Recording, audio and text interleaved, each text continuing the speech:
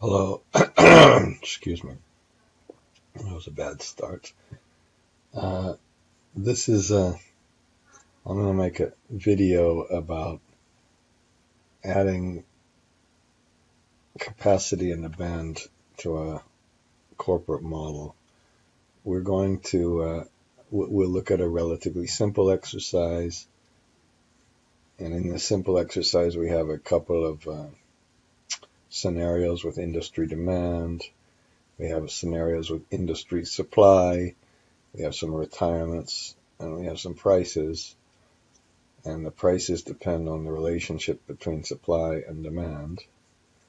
And then, so we'll make a little forecast of prices and a forecast of what kind of demand a company faces. Actually, we won't make that one because we'll make that one in this one. In this one, we've got some history for a company, some pretend history, and then we've got some of the really hard thing some of the really difficult things you might have to consider. If I'm not doing very well today, I'm sorry. I just got out of the hospital and I'm on a little pain medicine. Okay, this one we have to make a forecast kind of for each separate company.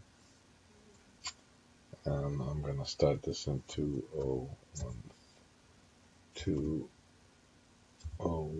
We'll see why that occurs. And then we'll, oh shoot, why don't I make this one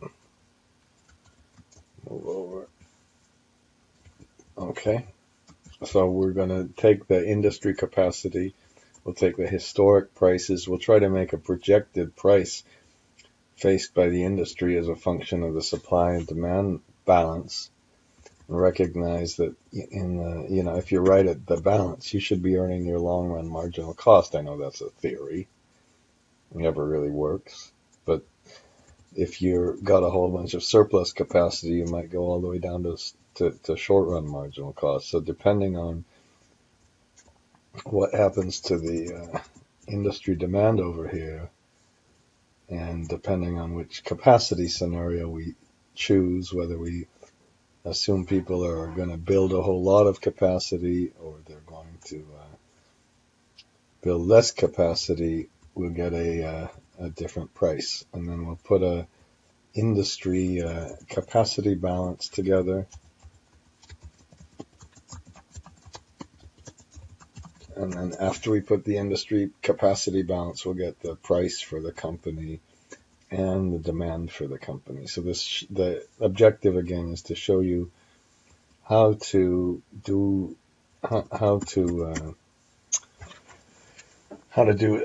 something a little more thoughtful and a little more theoretical with some of the assumptions.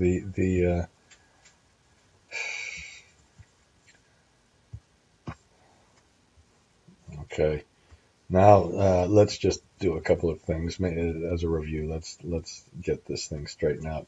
On this one, I haven't kind of been through this whole business. If you close the sheet, I suppose we'll leave this closed. And there's a little bit of a problem with this. If you press Shift, Control Right, Arrow, Control R, that's a good way to copy.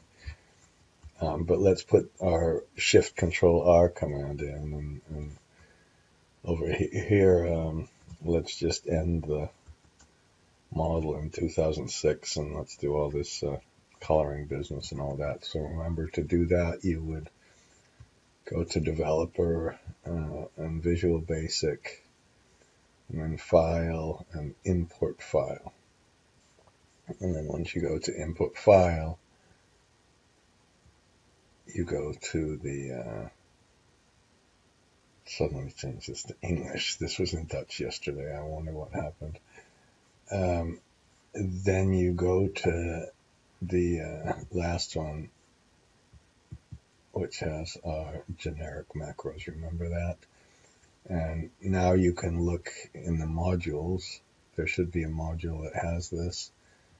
And then you can run this. I really need to come up with a little bit of better way to do this. Then we can press Shift Control C to see exactly what's in inputs.